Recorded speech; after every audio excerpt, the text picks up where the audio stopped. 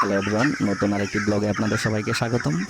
তো আজকে আপনাদের সাথে আমি আলোচনা করব আমার 22তম এবং 29তম দিনের ব্রয়লার মুরগির সম্পূর্ণ আপডেট, গ্রোথ এবং মর্টালিটি কেমন ছিল বিস্তারিত এ নিয়ে আবার করব। তো দেখতেছেন এগুলো আমার 29তম দিনের আজকের মুরগি।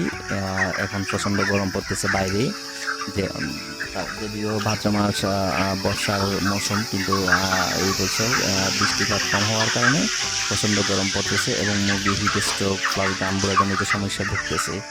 তো আমার এখানে একটু হিট স্ট্রোকের সমস্যা করে, কারণ শেডে প্রচুর রোদ দেখতেছেন আপনারা, যে বাইরে থেকে রোদ দেখতেছে, সেই জন্য আমার চটটা লাগানো আছে এবং ফ্যান চলতেছে।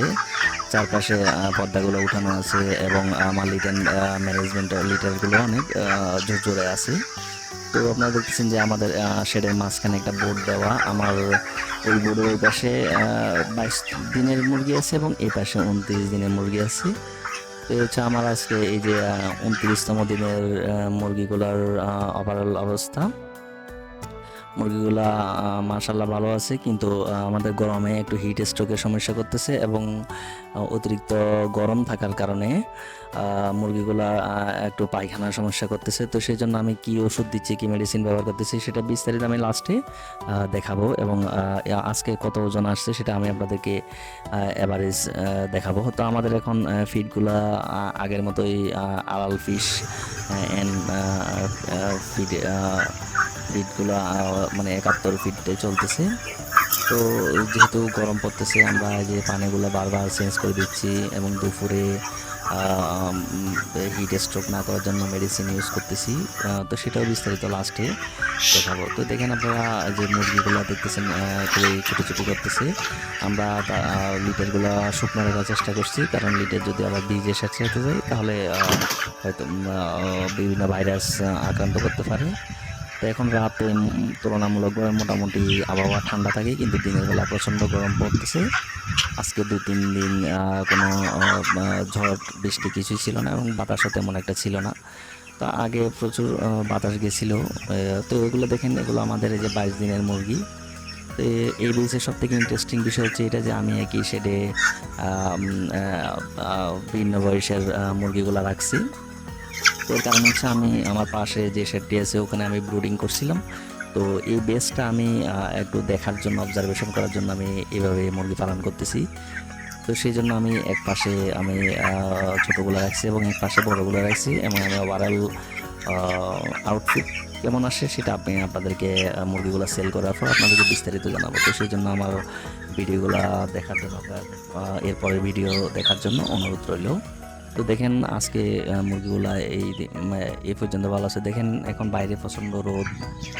তো এই রোদের মাঝে আমার এই মুরগিগুলা একটু সমস্যা করতেছে, যে প্রচণ্ড রোদ, গরমে মুরগিগুলো হাঁস অবস্থা। তো সেই জন্য মুরগিগুলা যথাসম্ভব দৌড়ানোর উপর রাখছি। মানে একটু পর আমরা মুরগিগুলাকে দৌড়িয়ে দিচ্ছি এবং পানি স্প্রে করতেছি। আমরা দুপুরবেলায় 2 থেকে 3 বার গায়ে সাদা পানি স্প্রে করতেছি, যাতে হিট স্ট্রোক কম হয়। তারপর আমার আজকে কতগুলো মুরগি মারা গেছে এবং এই পর্যন্ত কতগুলো মুরগি মারা গেছে সেটা বিস্তারিত দেখাবো। তো দেখেন আমাদের এখন সময় ছিল বিকেল 5টা। তো আমাদের লিটারগুলা আমরা শেষ বিকেলের দিকে একবার উল্টিয়ে দিই। তো আমার স্টাফ এগুলো উল্টিয়ে দিচ্ছে। তো এই হচ্ছে আজকের তাপমাত্রা। দেখেন এখানে আমার 33+ ডিগ্রি তাপমাত্রা আছে শেডের মধ্যে ভিতরে, কারণ আমার শেডের বাইরে কোনো গাছ নেই, শেডের উপরে, তো এই জন্য একটু তাপমাত্রা বেশি থাকে। তো হিট স্ট্রোক না করার জন্য আমরা বিটিং বেড স্কোয়ার কোম্পানির এই ওষুধটা ইউজ করতেছি। এটা খুব ভালো ওষুধ। তো এছাড়া আমরা ফার্স্ট বেড, G20, রেনাসি, এছাড়া আইভিমুন, ওসিমেন, VR100 এই ওষুধগুলো অ্যাপ্লাই করতেছি, যাতে ভাইরাসের সমস্যা না করে। তারপর আমাদের আজকে প্রায় 15 থেকে 20টার মতো মুরগি মারা গেছিলো দিনটা 24 ঘন্টায়, কারণ খুবই গরম। এই গরমে মুরগিগুলো একটু সমস্যা, ভাইরাসের সমস্যা করতেছে, সেই জন্য আমরা রাতে ওষুধগুলো অ্যাপ্লাই করে থাকি। তো দেখেন আমার এখানে এখন 3 পিস মুরগি দেওয়া আছে স্কেলে, এটা 5 কেজি 700 গ্রাম দেখাচ্ছে। আমরা আরও কিছু এখানে মুরগি দেবো।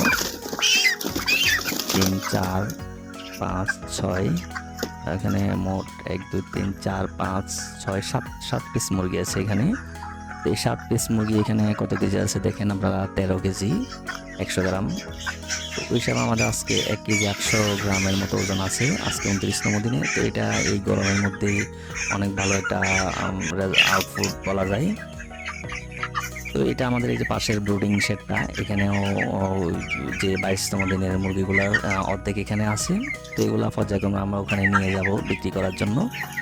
তো এই হচ্ছে আজকে আমার এই ভিডিও। তো পরবর্তী ভিডিও দেখার জন্য অনুরোধ রইল। ধন্যবাদ সবাইকে।